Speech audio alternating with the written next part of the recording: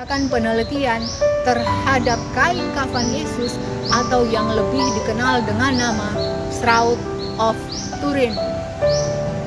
Tujuan dari penelitian ini yang pertama adalah untuk mengetahui berapa usia sebenarnya dari kain kafan tersebut. Dan tujuan yang kedua adalah untuk mengetahui bagaimana rupa, wajah, dan fisik Yesus pada saat ia hidup sebagai manusia di dunia 2000 tahun yang lalu. Adapun metode penelitian yang digunakan adalah dengan wide angle X-ray scatter atau sebaran X-ray sudut lebar. Dengan metode penelitian ini diharapkan dapat menutupi kesalahan atau kelemahan dari penelitian terdahulu. Kita tahu bersama bahwa pada penelitian yang terdahulu, usia kain kafan ini diteliti dengan menggunakan teknik uji karbon data dan ternyata terdapat kelemahan. Sebab bagaimana kelembapan udara di mana kain kafan ini disimpan akan mempengaruhi dari hasil penelitian.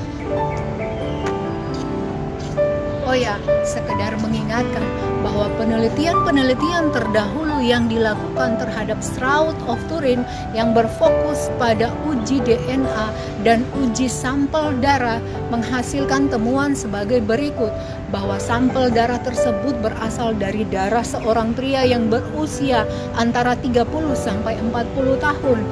Golongan darahnya adalah golongan darah AB positif. Fakta ilmiah bahwa golongan darah AB positif dapat mendonorkan darahnya kepada semua jenis golongan darah yang ada. Kemudian yang ketiga adalah bahwa di dalam sampel darah tersebut terdapat zat keratinin yang tinggi. Zat keratinin ini hanya keluar ketika orang berada di dalam tingkat stres yang cukup tinggi dan dalam kesakitan yang sangat. Penyaliban dapat membuat tingkat stres yang tinggi. Kita tahu bersama bahwa bahkan ketika Yesus berdoa di Taman Getsemani, butiran-butiran keringatnya keluar bagaikan darah. Penelitian tersebut kemudian dipublikasikan pada tanggal 22 Agustus 2024 dan hasilnya adalah bahwa kain Turin tersebut telah berusia sekitar 2000 tahun dan kompatibel dengan kain linen yang berasal dari Masada, utara Yudea. Pada saat tersebut, orang-orang yang memiliki kain linen hanya berasal dari orang-orang berada. Kita tahu bersama Alkitab mencatat bahwa Yusuf Arimatea yang mengangkat Yesus dari kayu salib dan kemudian menguburkannya di kuburan batu adalah orang berada.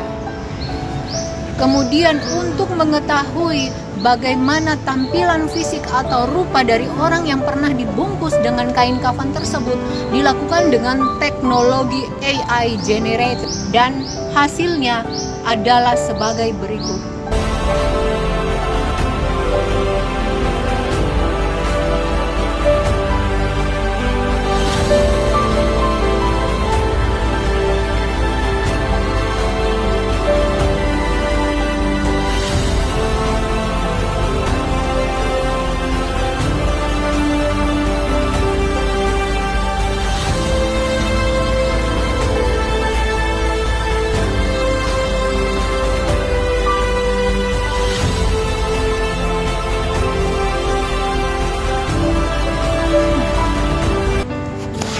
Dari penelitian ini ada beberapa hal yang kita bisa simpulkan.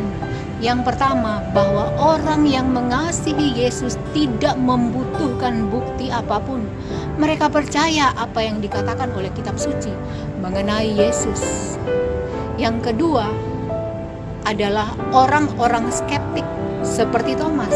Mereka membutuhkan bukti, dan karena kasihnya Tuhan Yesus melalui para ilmuwan, melalui ilmu pengetahuan sudah menyediakan bukti-bukti ini di depan mata.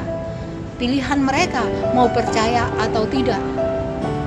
Kemudian yang ketiga adalah orang-orang yang telah buta mata hatinya, yang akan menolak kebenaran bagaimanapun bukti telah ditunjukkan di depan mata, mereka tetap tidak akan percaya.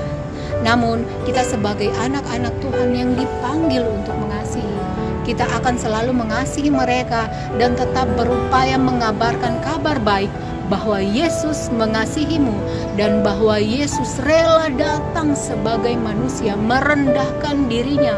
Bahkan Yesaya berkata, tidak ada kualitas, tidak ada ketampanan padanya, tidak ada keindahan padanya yang bisa membuat kita merasa tertarik kepadanya, sebab ia begitu rendah. Tetapi itulah karena kasih Yesus, karena saya dan saudara sangat berharga baginya. Tuhan Yesus memberkati.